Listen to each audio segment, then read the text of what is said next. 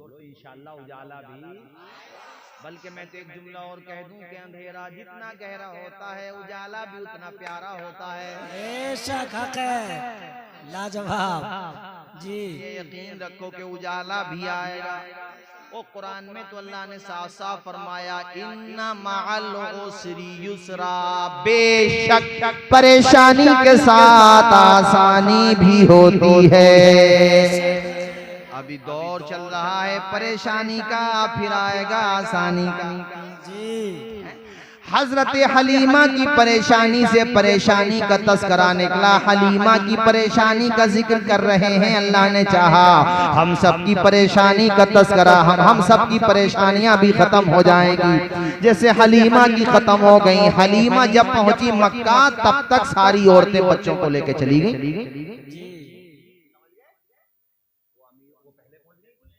जो पहले पहुंचेगा उसी का तो नंबर पहले आएगा जी। अब वो जहाँ पहुंची तो बोले वो हलीमा तुम इतनी देर में आई हो, यहाँ तो सब बच्चे गए। किसी ने कहा हलीमा लेकिन हाँ एक बच्चा है, सुभान अल्लाह। और बहुत अच्छा है, बड़ा सच्चा है, मगर गरीब है। ए हलीमा तू लेट नहीं आई है, बुलाई गई। जी सुभान और अल्लाह। दायों में से किसी का नाम नादा वालों को क्या मुझे याद नहीं, मगर हलीमा का नाम बच्चे बच्चे को याद है। बेशक। क्यों याद है? इसलिए कि तू हमारे नबी की दाया है, इसीलिए मीलादों में तेरा तस्करा आया है। लोग कहते हैं हलीमा ने पाला, हलीमा ने पाला। अरे जाहिर में हलीमा ने पाला, हकीकत में कमली वाले ने पाला।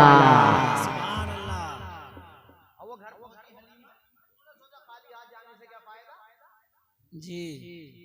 और जैसे ही हुजूर के घर में दाखिल हुई पूरा घर महक रहा है। आमिना कौन सी खुशबू लगाई है।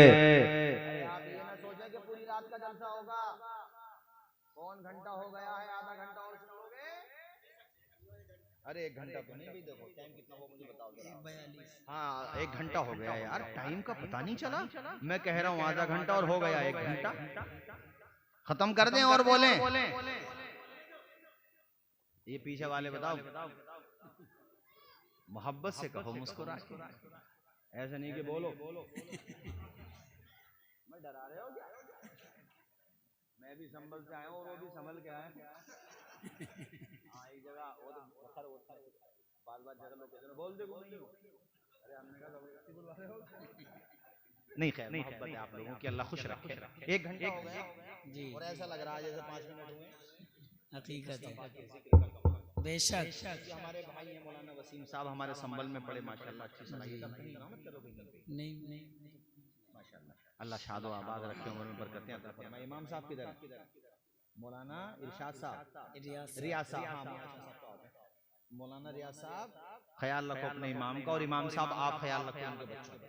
इनके बच्चों को पढ़ाओ, अल्लाह का नाम सिखाओ, और अपने इमामों का भी ख्याल रखो। मैं तकरीरों में बोल देता हूँ ना इमामों के बारे में, तो लोग कहते हैं भाई मौलाना साहब इमामों के बारे में तो आपने बोला, लेकिन इमाम साहब से भी कह दो। मैं इमामों से भी कह के जाता हूँ जो मुझे इमामों से कहना है, मगर मैंने इसलिए कहा है आजकल क्या है ना, हर जगह ये अपने ऊपर मत ले जाना। हाँ आजकल क्या है कि इमाम से 95% लोग मोहल्ले के राजी हैं, और 5% भी अगर नाराज हैं तो उस इमाम का बेचारे का जीना मुश्किल करके रख देते हैं जी। घर में बुढ़िया ने कान कहना नहीं माना तो गुस्सा इमाम पे उतार दिया, अरे टंकी ना भरी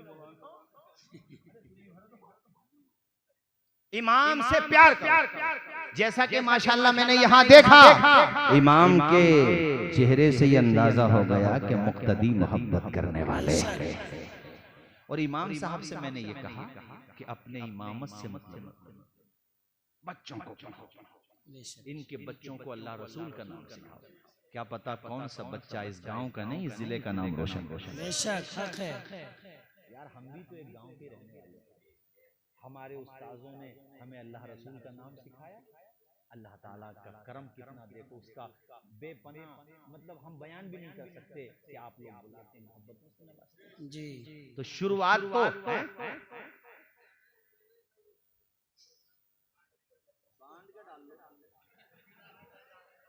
क्यों जा रहे हो?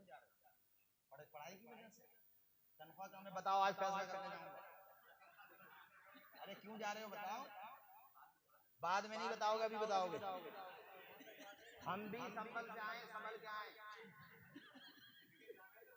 नहीं नहीं, इतने अच्छे इमाम है, इधर आओ हमारी तरह, इधर को उठाओ, इधर को इधर आओ इमाम साहब, कहीं नहीं जाओगे तुम, इतने बढ़िया इमाम साहब मिले हो, चले जाओगे?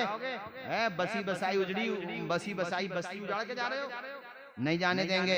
और मैं कह रहा हूँ कोई बहुत बड़ी मजबूरी है तो बात अलग है। अरे इतनी मोहब्बत के लोग हैं, देखो यार, तनख्वाह की बात है, तनख्वाह बढ़ा देना ना, मत जाओ। इतनी मोहब्बत के लोग यार, कितने प्यारे। कितने दिनों रहे इमाम साहब यहाँ? 4-5 साल के बाद जाओगे, नहीं जाओगे तुम्हारी कब्र भी यहीं बनेगी। इधर आओ, इधर को बैठो, हमारे पास को आओ।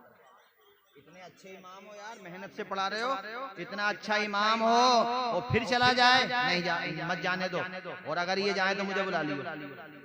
पूरी बस्ती मोहब्बत करती है। इतने हमारे पास में, मेरे पास में एक पलथा गांव में, वहाँ के इमाम साहब तकरीबन 35-40 साल रहे, मौलाना तौहीद साहब। बहुत बड़ी मजबूरी खैर उनके घर पे आ गई थी, बच्चों की शादी करनी थी। जब गए तो ऐसे लोगों ने इस्तकबाल करके निकाला जैसे हाजियों को निकाला गया। हमारे पास में गांव में हैबतपुर, भाई तुमने भी देखा होगा, अजमत कारी नाजिम साहब को जो गांव में, इमाम साहब का वहीं पे इंतकाल हुआ। गांव में ही जाने नहीं दिया उन लोगों ने, वहीं पे कब्र बनाई, पूरी जिंदगी वहीं गुजार दी। अच्छा इमाम मिल जाए, जिसका जहन मिल जाए, तो ना इमाम को जाना चाहिए और मुक्तदियों को भी।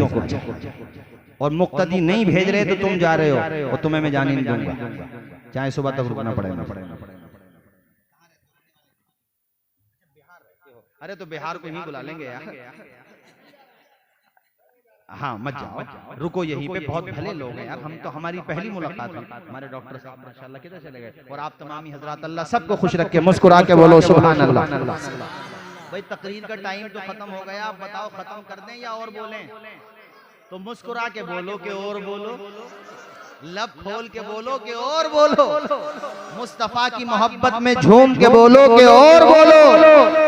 हजरते हलीमा ने कहा, आमिना बहन ये कौन सी खुशबू लगाई है कि पूरा घर महक रहा है? आमिना ने कहा, ये खुशबू का कमाल नहीं है, मेरे मोहम्मद के तलवों का कमाल है, मेरे बेटे के कदमों का कमाल है।